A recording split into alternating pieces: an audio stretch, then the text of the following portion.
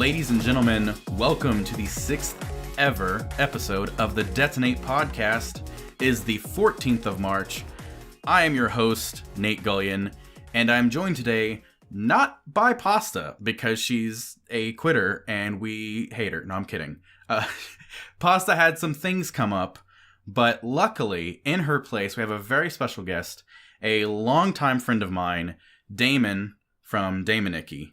Hi, that's me. I'm actually Pasta's permanent replacement. She just doesn't know it yet. And by stuff came up, she's dead. Oh God! Somebody's gonna take that seriously. Yeah, probably. I'm not Pasta's replacement. Pasta's fine. We had a plan for Damon to come on as a guest already, and then very last minute, Pasta had some personal things come up today, where she's like, I'm so sorry, I cannot be there. I'm shooketh, but it's okay. We've got a backup. At least I'm not doing this alone. If Damon weren't here, guys, you'd just have an hour of me sitting here talking to myself, and that's a real bad idea. It could have been like 4 hours of you just like reading a Stephen King novel. Almost ASMR style, where like turn the pages on the mic, so it's like Oh, tore that one a little bit, sorry. But yeah, so we're here doing the podcast, as always, just with a different co-host today, and Pasta will be back next week, don't worry. Okay, so, to start off things, Damon, how are things? What have you been up to this week? I've been playing a lot of Apex Legends. I have a serious problem, and some new DLC came out for Beat Saber, so I'm super getting in shape, but not really. We haven't talked about Beat Saber on this podcast yet, so explain to everybody what Beat Saber is. It's a VR game. It was on Oculus and Vive, and then it finally came to PSVR, and I'm a console pleb, so that's what I have. No shame. There's a lot of shame. Anyway, and it's basically like Star Wars meets Guitar Hero. It's a rhythm game. You hit boxes with lightsabers, and it's pretty sweet, and it sounds really simple, but it's more complicated than that. You gotta get the movements right, and it's mostly set to EDM music, and it's not a really big set list, but with that kind of music, you can kind of just, to use the most appropriate word, just go into a trance, and you're just kind of jamming out. It's so much fun. I've seen some gameplay of it myself, and it is really neat, because yeah, it's not as simple as just like, oh, there's blocks in the air. Each of your saber, you have a saber in your left hand and your right hand, 2 different colors. Each of the blocks that you are supposed to hit are also colored, and certain ones are also supposed to be hit from a certain direction. So sometimes top down, or left to right, or right to left. So the ideal, like a good level, a good song in that is a song that is set up in a way where you can have a fluid sort of dance of like you move from one block, slashing one block to the next. So if you do 2 slices from left to right, then you can move from right to left. A good song is set up with a nice design to it. And I think, can you make custom songs as well? Not on the PSVR version. I think at least on the PC one. Yes, on the Vive, and I'm pretty sure on the Oculus it all uses the same framework, I believe. But there's a lot of custom songs out there. I've seen some pretty cool, like, Imperial Death March, like the Star Wars Darth Vader thing. It's really good. That's cool. Some people have made mods to hold their controllers together like Darth Maul. Yes, I've seen that, where you have, like, the double-ended saber instead of 2 separate ones. I've tried to do that with the PlayStation VR wands, but, they're not actually attached, so... Yeah, that'd be a little bit rough. They basically become Beat Saber nunchucks. Now that would be very cool. I want to see that. Release some Beat Saber nunchucks, Sony.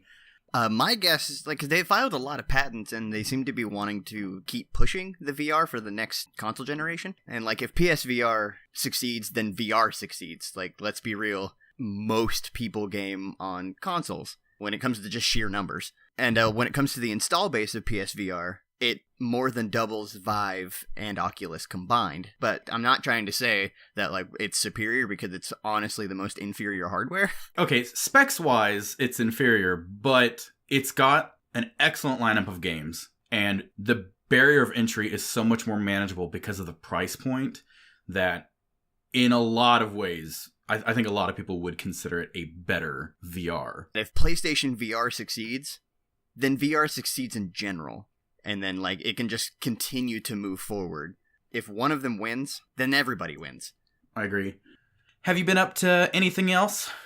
Not really that I can really think of other than just playing a lot of Apex. I've been trying a couple new things. Something I wanted to talk about, actually. I've been playing a lot of Slime Rancher this week because it's been free on the Epic Game Launcher. And it's actually, I should say, it's going to be free until March 21st. So go get it while you can. Get it while it's hot. It's a really dang good game. It's my latest obsession. I have been playing it so much, even on the weekend, I was just like, I'm going to stream this on Saturday for 3 hours, and then I streamed it on Sunday for 3 hours, and then Monday for 3 hours, and then Tuesday for an hour and a half, and then Wednesday for 4 hours. See, you're addicted to Apex, I'm addicted to ranching some slimes. For those of you who don't know what Slime Rancher is, it's a Stardew Valley type of game where you are a girl who decided to leave her life on Earth, travel 1,000 light years away to start a ranch on a planet called the Far Far Range. And it's filled with this new type of life form called slimes. They each have their own sort of diets you gotta keep track of, and their own issues with what makes them dangerous to take care of on a ranch and everything. And the game really does a good job of making it approachable, where you can kind of set your own pace and set your own goals of, this is how I want my ranch to be, this is what I want to do next. There's no pressure to do anything in the game in particular. Basically, the whole general mechanic of this game is, you feed a slime, and it poops out a plort, and then you sell a plort. There. So you sell their poop, and then that's how you make money in the game. And it's fantastic. I love it. All right, so it's really not all that frustrating. So it's like super chill. Like sometimes you can literally just spend a couple days like, here's some food. You gave me plorts. I'll sell the plorts. And there's like a fluctuating market. And if you sell too many of one type of plort, the market for that plort will crash. So sometimes you need to do other things so you're not just selling plorts, because it can, again, then you're not making the maximum value from that plort. So what you can do when you're not selling plorts or taking care of your slimes is you can go exploring. There's this whole area. It's all pre-built. It's not randomly generated or anything.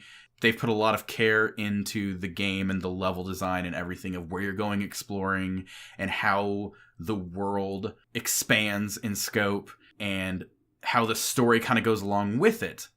I've just gone so hard on this game. It just completely took over my life for a while. I would be sitting at home when I wasn't streaming it going, man, I really want to play more of that. But I gotta save it for streaming so nobody misses out. But I went so hard that yesterday the credits actually rolled. I beat the story of the game, and all I could think while the credits were rolling was like, I swear to God, if this just ends the game. And I was like, that was it. You did it. You're done. Because there's some Harvest Moon games that do that, where they're just like, all right, well, you lived long enough and then you lived your life and died. That was the game. Hope you did everything you wanted to in that time. Bye. Oh, I hate stuff like that. No, good news. Credits roll. And it's just like, it's like, okay, and now you can keep going and doing other stuff. I guess Slime Rancher's changed since I played it, which was years ago. What feels like years ago, anyway. Because I got it way back when I first bought my Xbox One. And it was just like a Xbox Live Gold free game. And like, I didn't quite get it. I just didn't really understand what was going on. And neither did Nikki, the other half of DamoNikki. Check us out. But it sounds like they've maybe added a bunch of stuff. It sounds really interesting because I do like Stardew Valley. I might need to check that out. There's a surprising amount of depth to the game that wasn't there before. Because when I first discovered the game, it didn't have the story. It was in early access, and it was just, you're raising these slimes. You go out, find some in the wild, you bring them back to your ranch, and you kind of just take care of them. It's very basic stuff. And now, again, it came out for free on the Epic Store. And I said, sure, it's free. I should check this out. It's kind of like Stardew Valley. I'm into games like that. So I tried it out. And yeah, like there's a story that you're getting from letters back from Earth that kind of unfolds. And I won't spoil that or anything.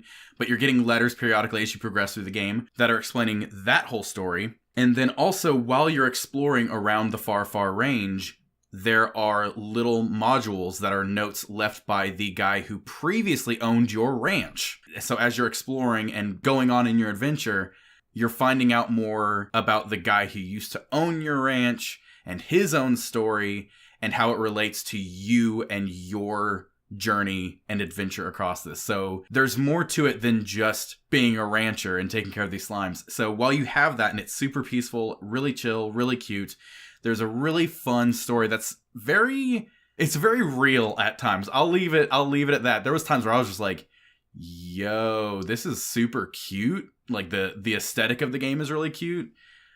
But this is kind of heavy emotional stuff at times. Like, okay, this is interesting. You got me, game. So that's just been my latest obsession, and I'm not done yet. Like I said, I beat the story, but there's more to the world that I'm like, no, I got more to do still. I'm not done streaming this. So it's just been my latest thing. I will say it doesn't have as much depth as Stardew Valley. Stardew Valley has so much content, but what this game is really, really good. I mean, I got a good 10 hours of it before I finished the story, and then the mechanics of the game are just still fun to keep on playing and unlocking new stuff in it. And then the other thing I've been doing, I got tired of being on stream and looking back at VODs and stuff and going, I don't look healthy. Or attractive.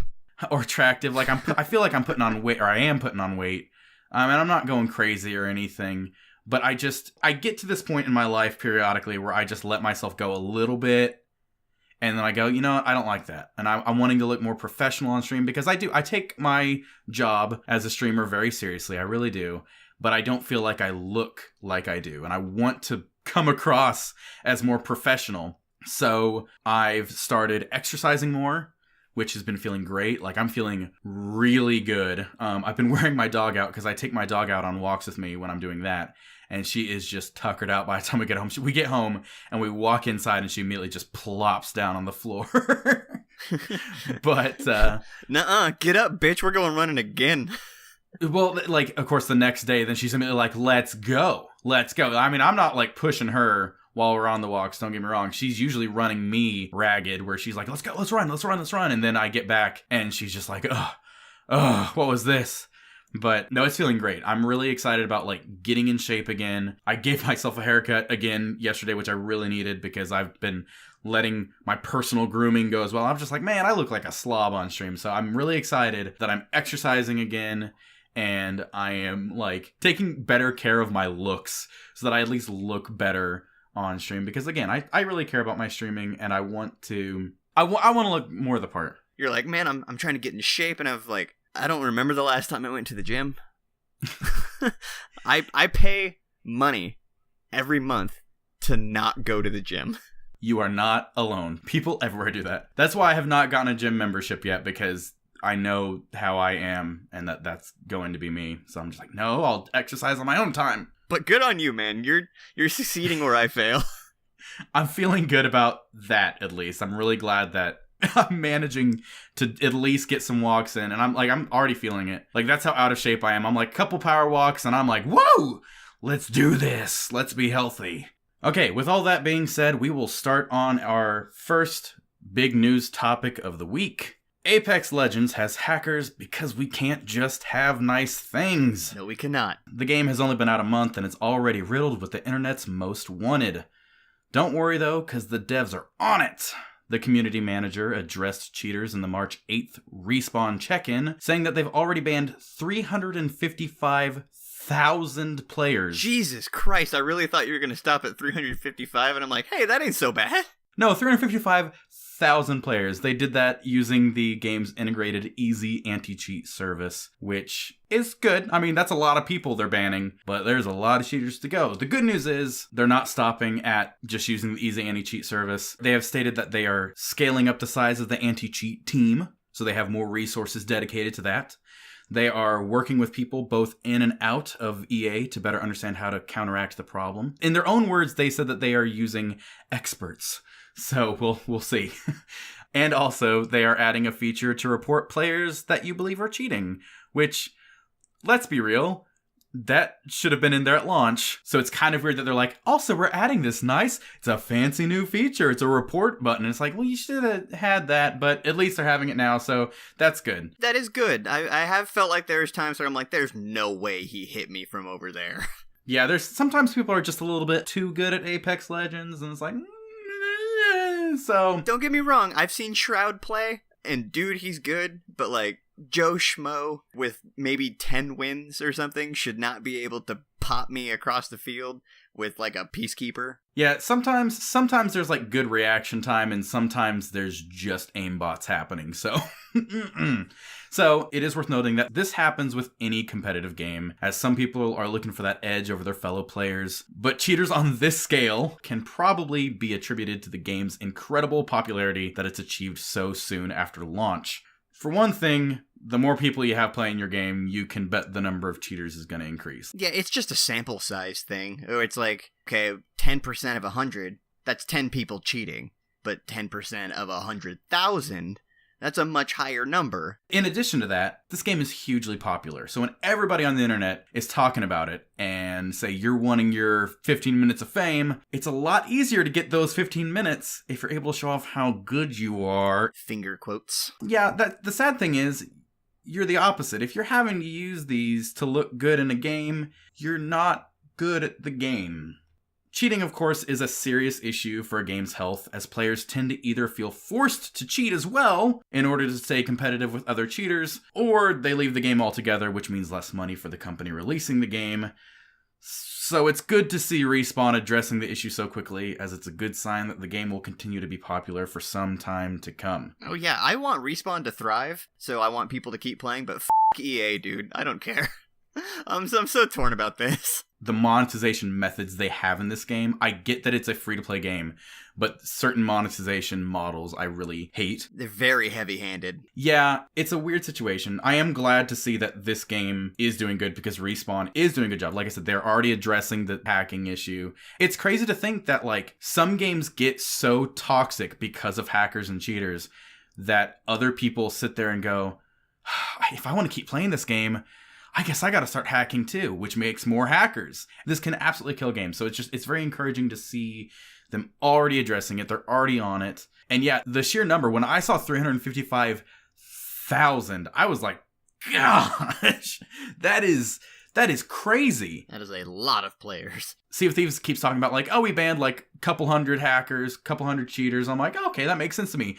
No, this is 355,000 up to this point. And it makes me start to wonder how many of like those wins are legitimate that I see. When the match starts, you see like the top 3 players, and then a lot of people keep their wins in one of their stat blocks. And like I've seen some that are in the hundreds. And now that you've said that 355,000 players have been banned for cheating, it makes me kind of wonder how many of these wins are legitimate or are being carried by these cheaters. And it's hard to judge because the player base is huge. Like, this game is competing directly with Fortnite numbers wise. It's so crazy to think like which ones are legitimate, and it's frustrating because yeah, I'm terrible. So it's hard to judge like did I die legitimately? Did I die to somebody hacking and cheating their way? Maybe I'm actually a god at this game, but I wouldn't know because all the people I've come across were a part of that 355,000 hackers. Yes, Nate, every game you've ever been in, everyone was hacking but you. I'm actually the next ninja. I hope you guys know. It's a fact. I can't help it.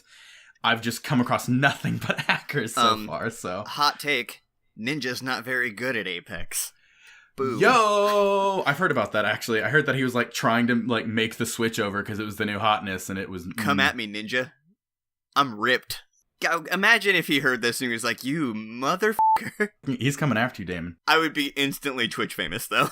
That is very true. That is very true.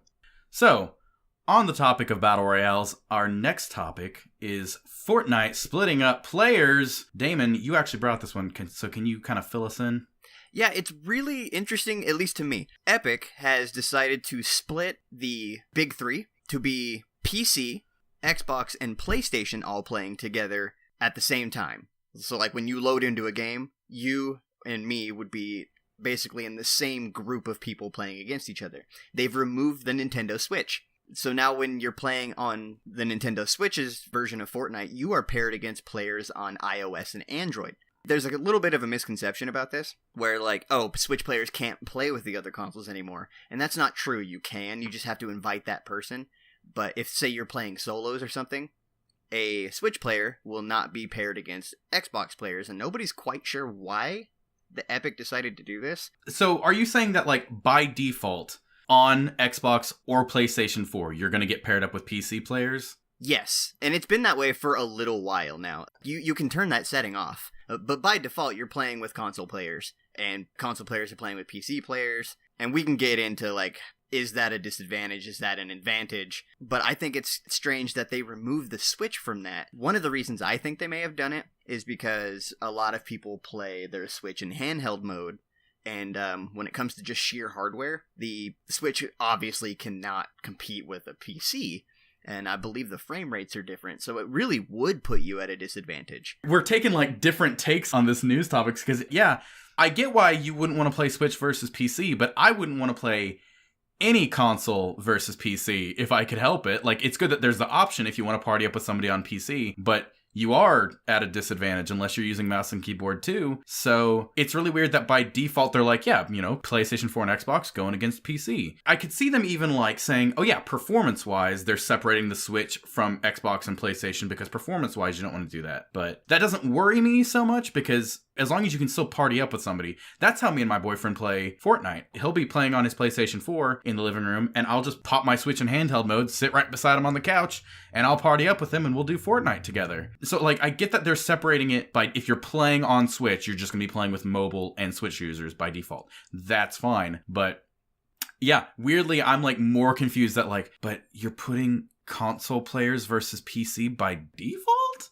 I believe they have been for quite some time. That's crazy. I would hate that. I know some games let you use a mouse and keyboard, at least on Xbox. I don't know about Fortnite. I've not really looked into it. I couldn't give you that answer. But my take on the splitting the Switch thing, so the Switch is paired with iOS and Android now, right? Yeah.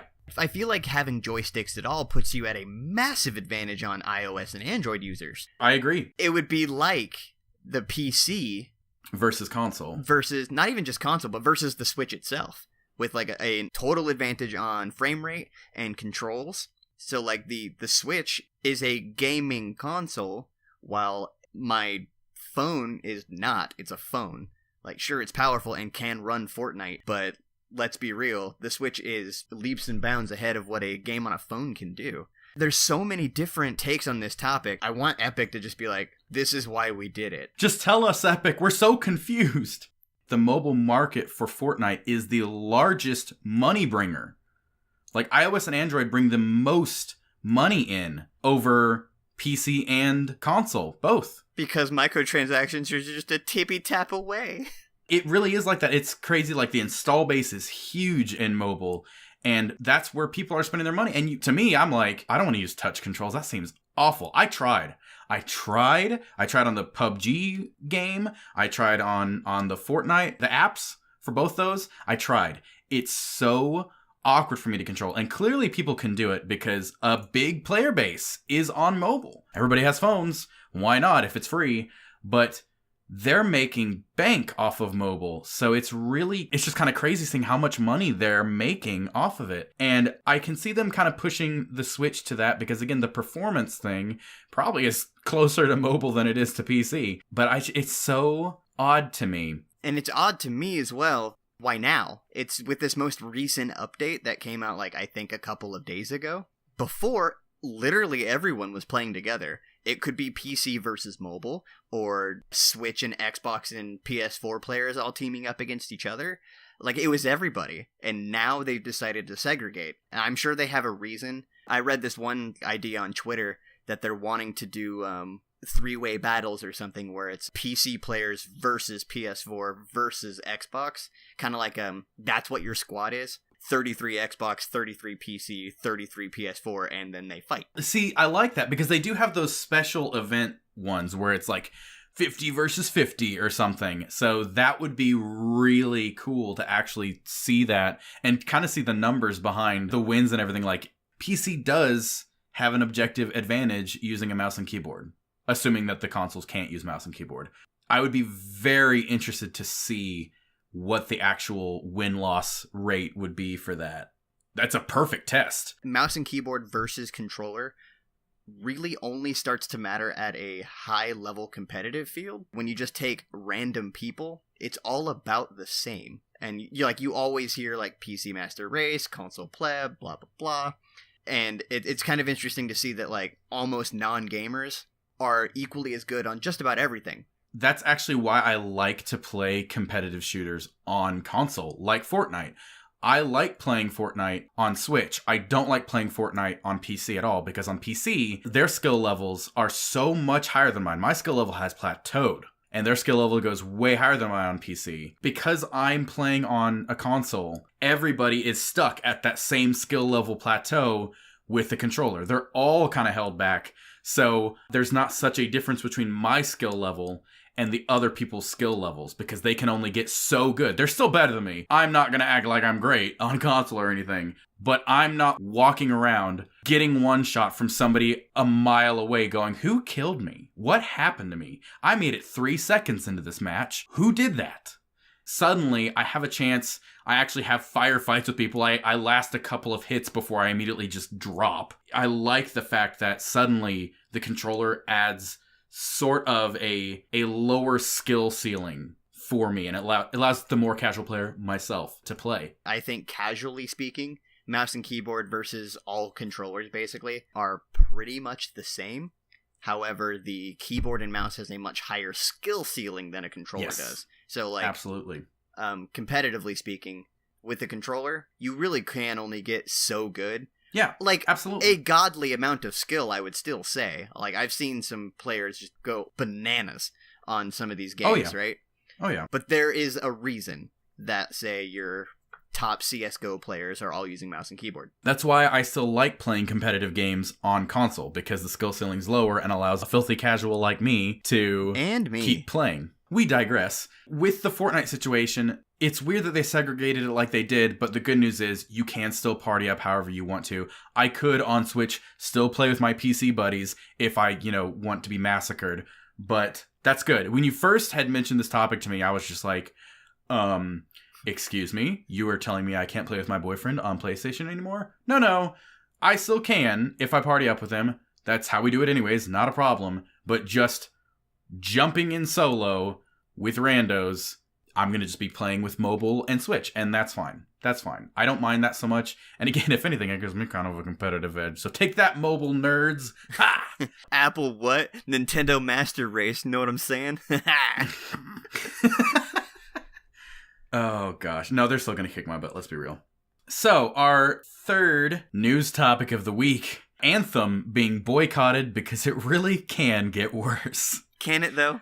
Like, can it get worse than Anthem? It can get worse for Anthem. That's the problem. We've talked about Anthem the past 3 weeks. It feels like we just keep bringing up things that go wrong for Anthem, and it's just sad that it keeps getting this bad. Recently, r/Anthem the game, this subreddit called for a boycott of the game because I guess recently there was some loot drop changes. It's a kind of a problem that comes with these games as a live service where you fix one problem and you cause another one.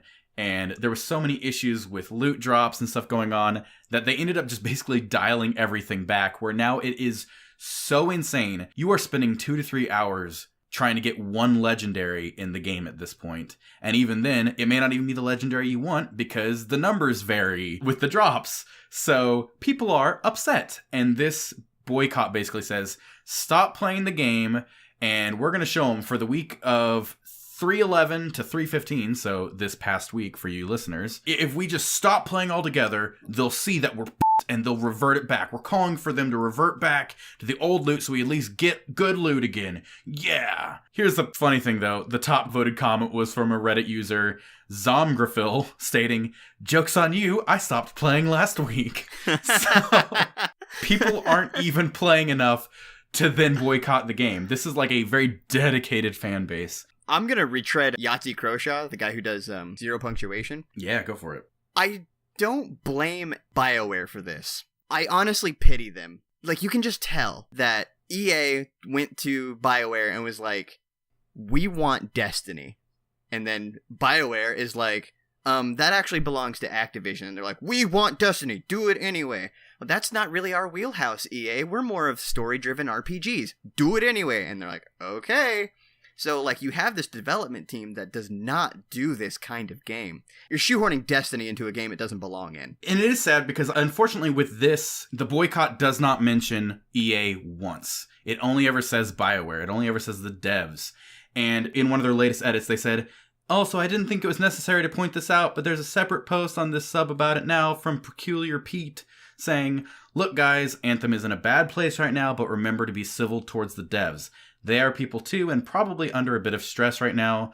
Voice your feedback, but be considerate, and most of all, remember there is an actual living person on the other side of it." Yeah. Which is wonderful. It's wonderful that they're saying that because it's very valid. But when you're doing stuff, when you're pushing boycotts like this, one, most of the time they don't work at all. Two, in this particular case, all this is doing is showing EA how much of a failure BioWare was. This is still coming out and making BioWare look bad to EA. EA's not going to look at this and go, we did something wrong. They're going to blame BioWare. And that's going to push even more towards a BioWare shutdown, which is really a big concern right now. Yeah, I absolutely agree with you. Like, this is not BioWare's fault. This is not BioWare's wheelhouse. Not that I don't think that they couldn't do it, but, like, imagine if you gave BioWare the Star Wars license that EA has. EA owns BioWare, one of the best RPG developers probably in the last 10 years, and they make them do a Destiny clone.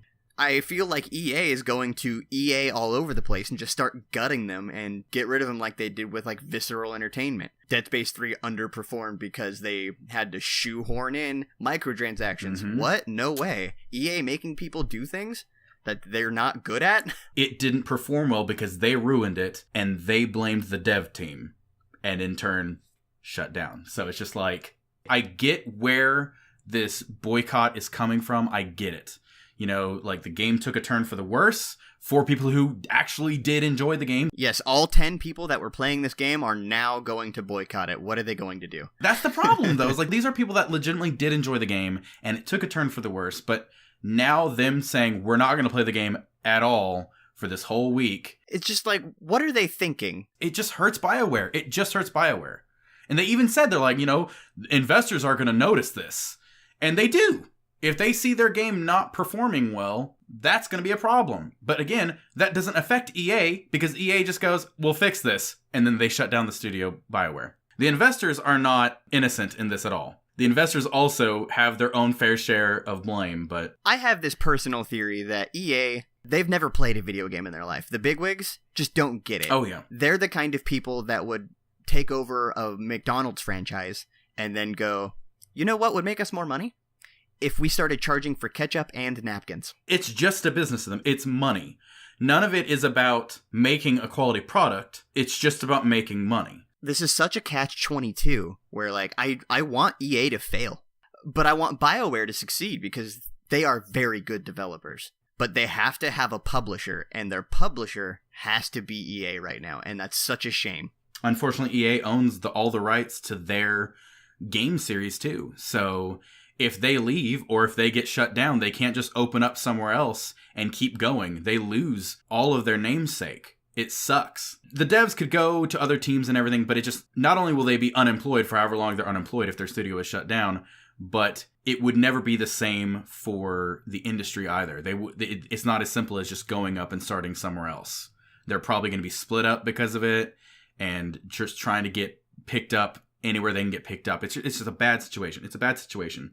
As far as the results of the boycott so far, on Tuesday the 12th, EA Help on Twitter made a post calling for quick play testers. So it sounds like the boycott has caught enough attention where EA's like, look, we need to fix this. It almost just feels like too little too late, unfortunately. So, with that all being said, guys, we are kind of short on time. We had some things on our schedule that was conflicting, so we kind of got to wrap up here, unfortunately. But, Damon, where can we find you outside of this podcast? Usually at my house. Okay, seriously. You can find me at DamoNikki on Twitter, on Twitch, also on YouTube, except I've not posted in like 2 years.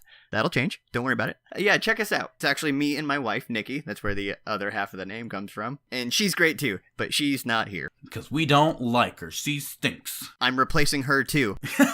It's Damon, not DamoNikki. It's Damon now.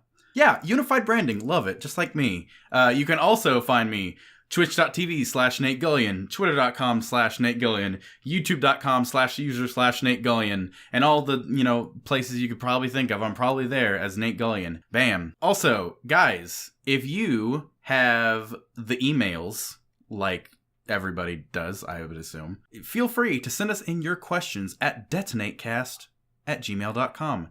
I think I've said that wrong in the past. I keep on trying to add the Detonate cast or the Detonate podcast. I say a whole bunch of different things, but it is, in fact, detonatecast@gmail.com. Send us in your questions, and we will answer them on the podcast. Just make sure to leave us a name, or we'll call you Gary. Guys, we are on the iTunes, we are on the Spotifys, we are on the Stitchers, we are on Google Play Music, we're on all the places.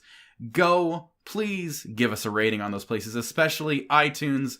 We need those 5-star ratings because it's the only way to get us up higher in the search rankings. So if you want to support the podcast for free, the best way to do it is go to those places and give us a 5-star rating, please. We'd very, very much appreciate it. If you want to support the podcast financially and help us keep going, go to patreon.com/Nate Gullion and just throw us a couple bucks. It'd be great. If you pledge $10 or more a month, you'll actually be read off at the end of each podcast for that month as an executive producer. You'll get an executive producer credit. Yes, even you can be executive producer. Even you. But I think that about wraps us up with everything. So all I have left to say is goodbye. Goodbye. Next time on the Detonate podcast. Tonight at 9, are fidget spinners making a comeback? This reporter says, no.